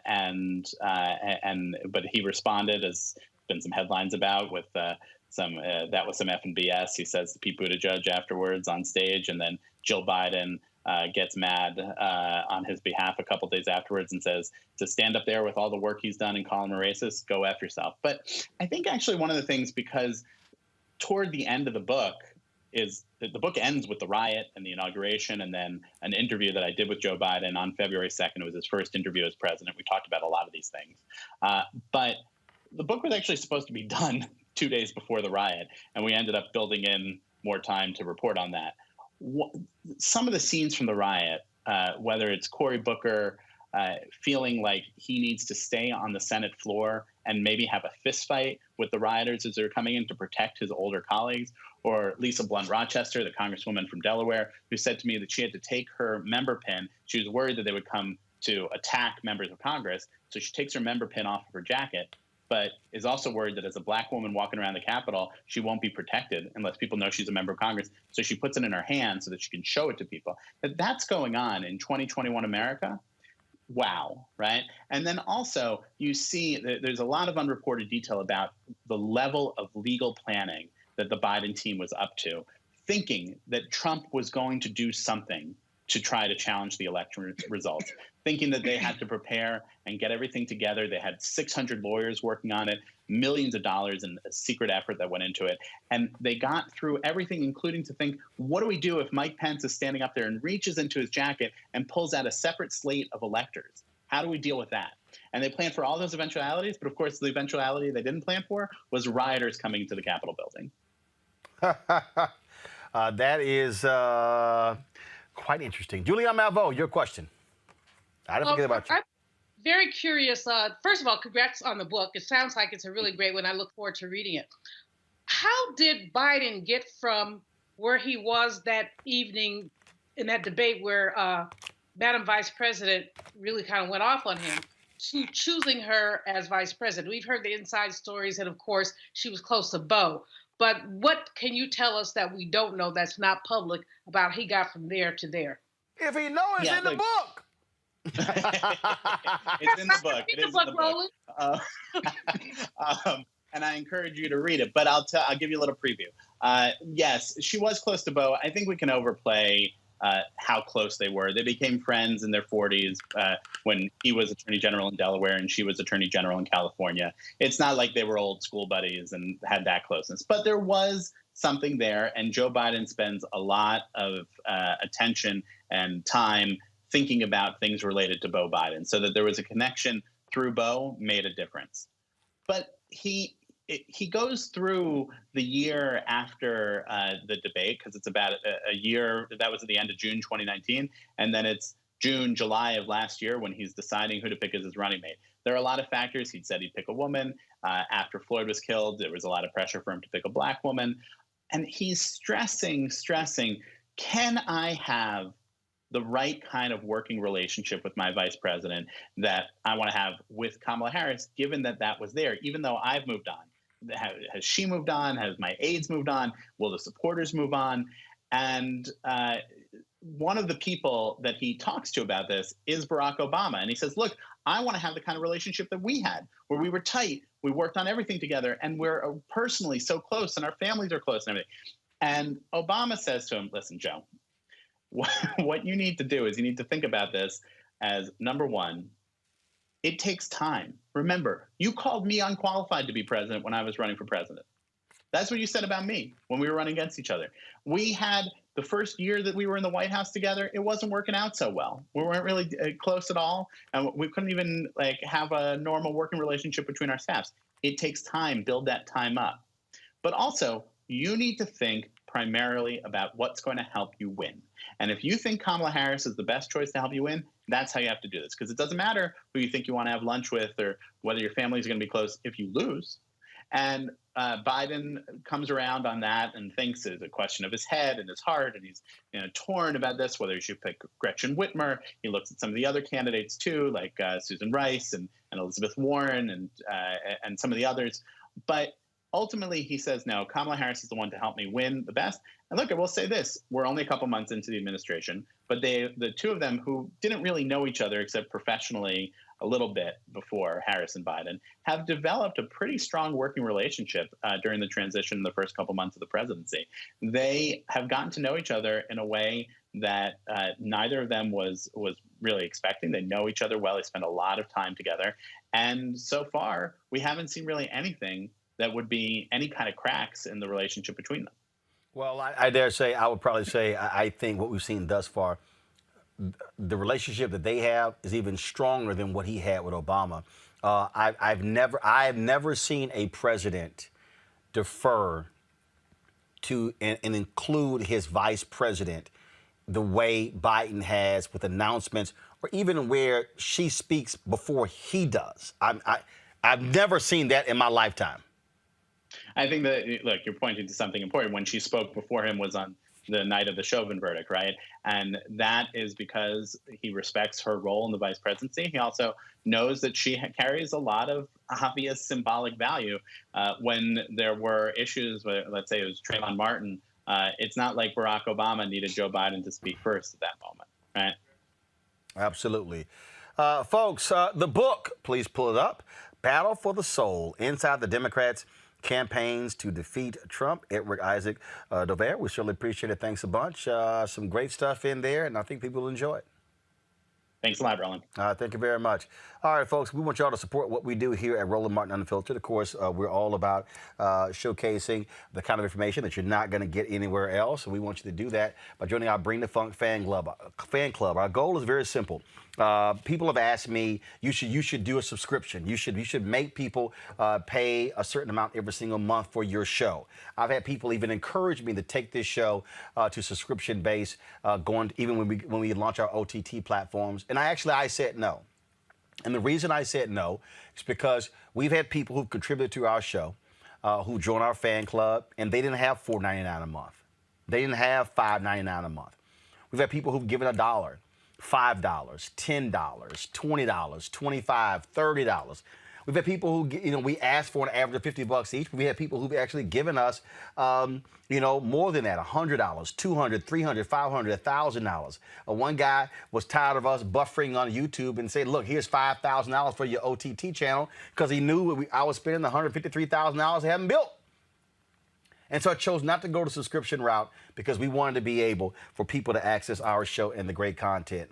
But we do hope that you give on average $50 each. That's $4.19 a month, 13 cents a day. And you can do so via Cash App, $RM Unfiltered, PayPal.me/R Martin Unfiltered, Venmo.com/RM Unfiltered. Zelle is Roland at RolandSMartin.com, Roland at RolandMartinUnfiltered.com. We're making tremendous progress. We got some great things planned for y'all. We're moving into new office space. I picked the keys up, picked the keys up tomorrow. So all these things are happening, and I just can't wait to unveil for you the announcement that we have next month. It is going to be fantastic. But again, we certainly appreciate all of you who give. If you give on YouTube, remember, we only get 55 cents of every dollar. They keep 45. And so if you want to support us 100%, give to us via Cash App, Venmo, PayPal, Zelle. If you want to use a credit card, just go to RolandMartinUnfiltered.com, and you can use a Square app to do that as well. When we come back, Fit, Live, Win. Also, Simone Biles is killing it as the GOAT in gymnastics. And also, we remember Clarence Williams III, who passed away this week at the age of 81. We'll be back in a moment. Hello, I'm Nina Turner. My grandmother used to say, all you need in life are 3 bones. The wishbone to keep you dreaming, the jawbone to help you speak truth to power, and the backbone to keep you standing through it all. I'm running for Congress because you deserve a leader who will stand up fearlessly on your behalf. Together, we will deliver Medicare for all, good jobs that pay a living wage, and bold justice reform. I'm Nina Turner, and I approve this message. I'm proud of the officers I worked with on January 6th. They fought extremely hard. Our worst nightmare really come true, an attack on American democracy right here in the nation's capital. I experienced the most brutal, savage, hand-to-hand combat of my entire life. I received chemical burns to my face that still have not healed to this day. I just remember people still swinging metal poles at us, and they were pushing and shoving. They were spraying us with, bear mace and pepper spray. They were all shouting at us, calling us traitors. It's been very difficult seeing elected officials and other individuals whitewash the events of that day or downplay what happened. As an American and as an Army veteran, it's sad to see us attacked by our fellow citizens.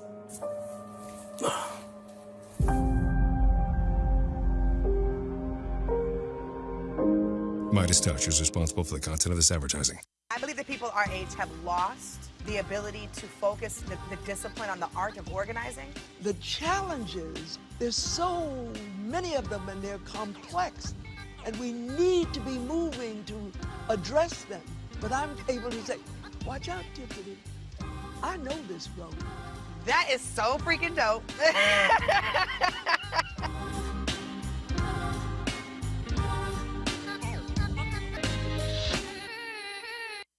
Hey everybody, it's your man Fred Hammond. Hi, my name is Brescia Webb, and you're watching Roland Martin Unfiltered. Ow. Well, I like a nice filter usually, but we can be unfiltered.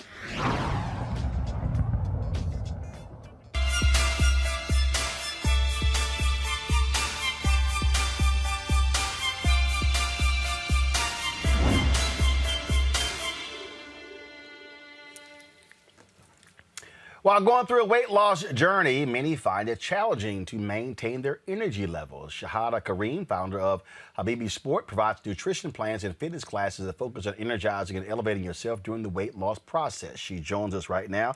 How you doing? How are you? Doing great. All right, so this is one of the things we've heard from people like, okay, you know what, I'm losing weight, I'm lethargic, but I can't get myself going.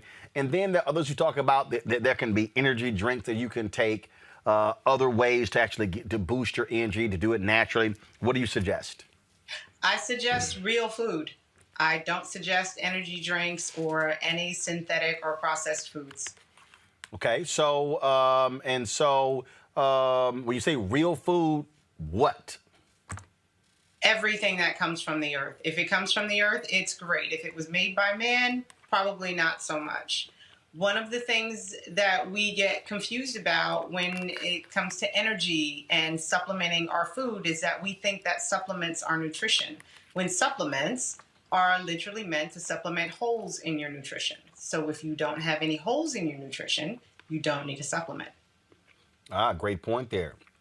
What are 2 or 3 great energy boosting items? I played golf this weekend, and I'm on a meal plan, and I did not want. And look, it's real easy to grab a hot dog and some other stuff when you're playing, and so I brought my protein. I brought a protein shake, and then I had a banana. I ate that after 9 holes, and then when my round was over, then I had another one, and so and that helped me. I wasn't by the 13th, 14th hole because I walked all 18 as well. So I ended up doing like 21,000 steps. I think I walked probably about 9 or 10 miles walking the 18 holes. And so what are good energy boosting foods that we can sort of just toss into our bag and have with us? Greens, greens, greens, and more greens. You can juice them. You can put them in a smoothie. I know people who munch the leaves literally out of a bag. They will wash bags of kale or a romaine lettuce. Arugula is great. Any kind of green, especially a dark leafy green, is going to go right into your bloodstream. Plant blood is human blood. So the chlorophyll, the thing that makes the leaf dark green, gives you an immediate energy boost. So a green smoothie? Yes. More plants than fruit. A lot of times I say green smoothie and everybody's got 15 pieces of fruit and 2 leaves of spinach. That's not a green smoothie. All right. More greens than anything else. Questions from our panel. Let's see here. I'll start with the skinniest panelist, Omakongo.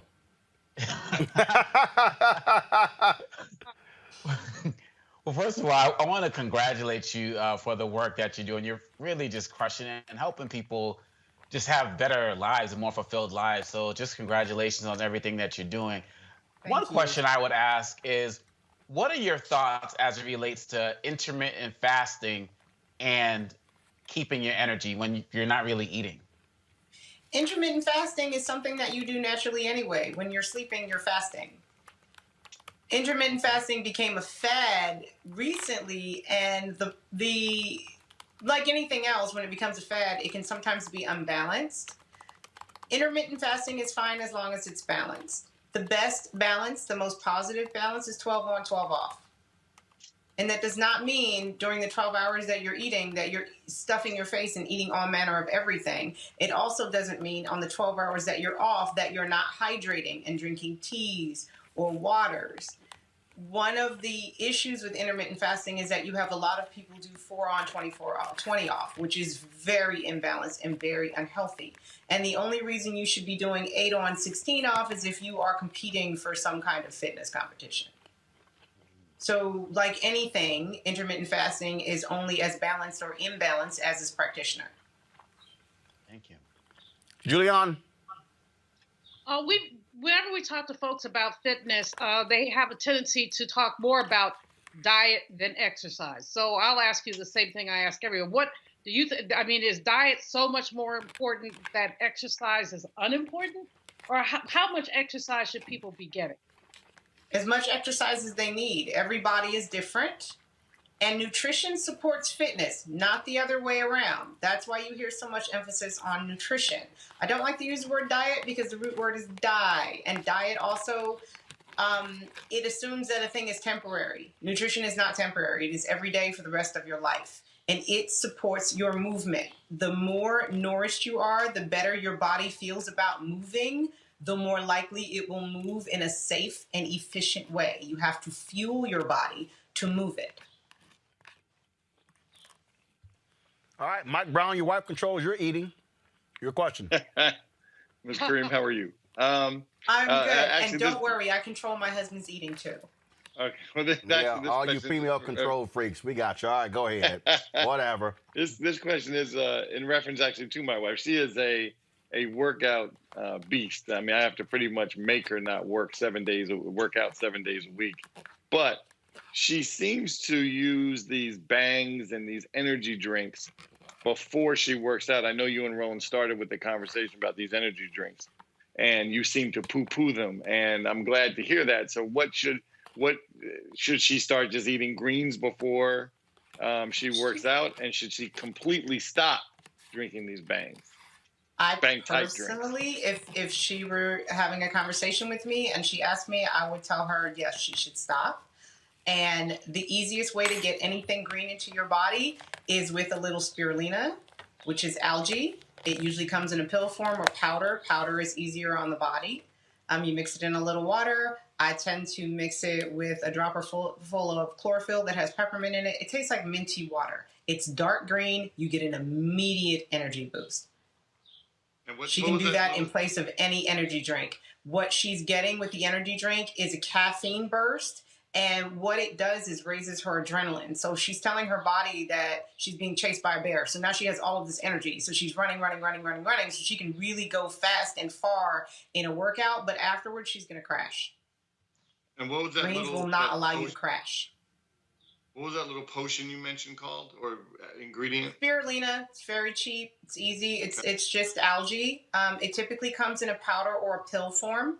I prefer the powder because you can mix it with water and it goes right into your bloodstream. Liquids will go into your bloodstream faster than the solid ever will. And then your body doesn't have to work to break down a pressed pill form. Both of the forms are just dehydrated algae. It's just ground into a powder. Sometimes they press it into a pill. Sometimes you just get it in a little jar. I would mix that with 16 ounces of water, half teaspoon to 16 ounces of water, a dropper full of chlorophyll, dark green. It's so dark green, it's almost black. There's her energy. I appreciate it very much. Thank you.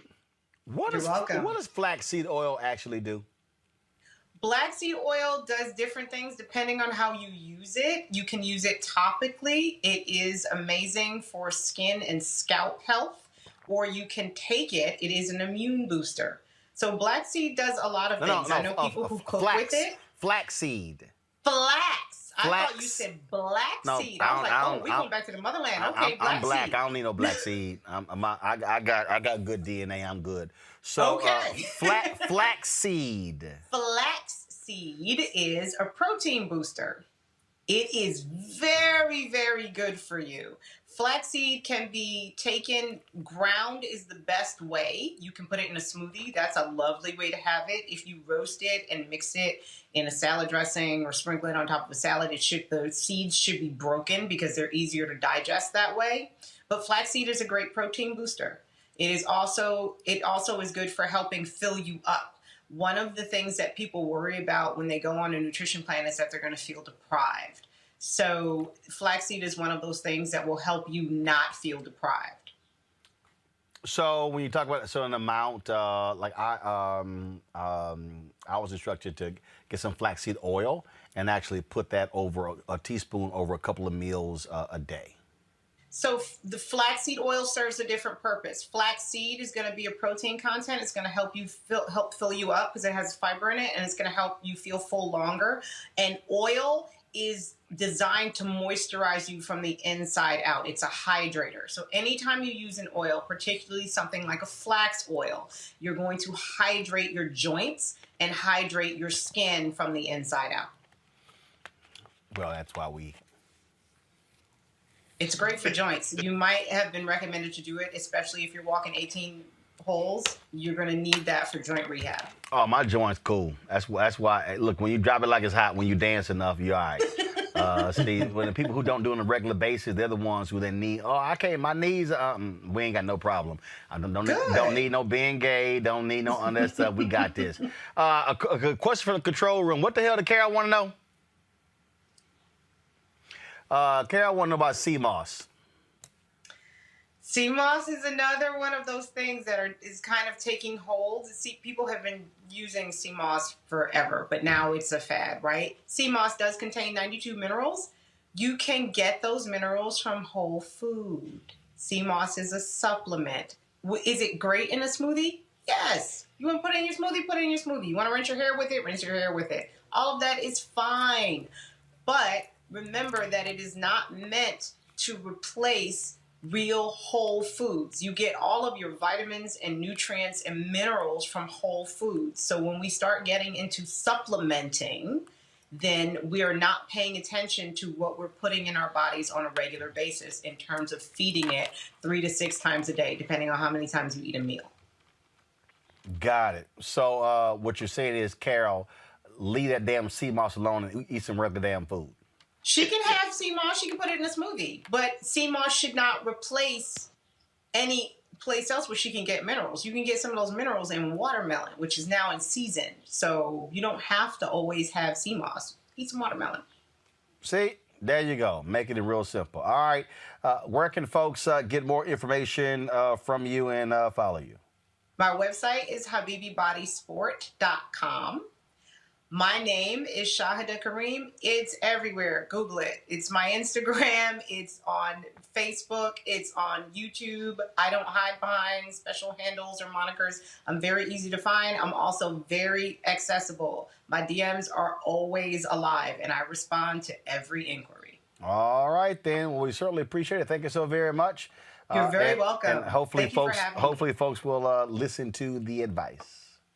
Thank you. All right. Thanks a bunch.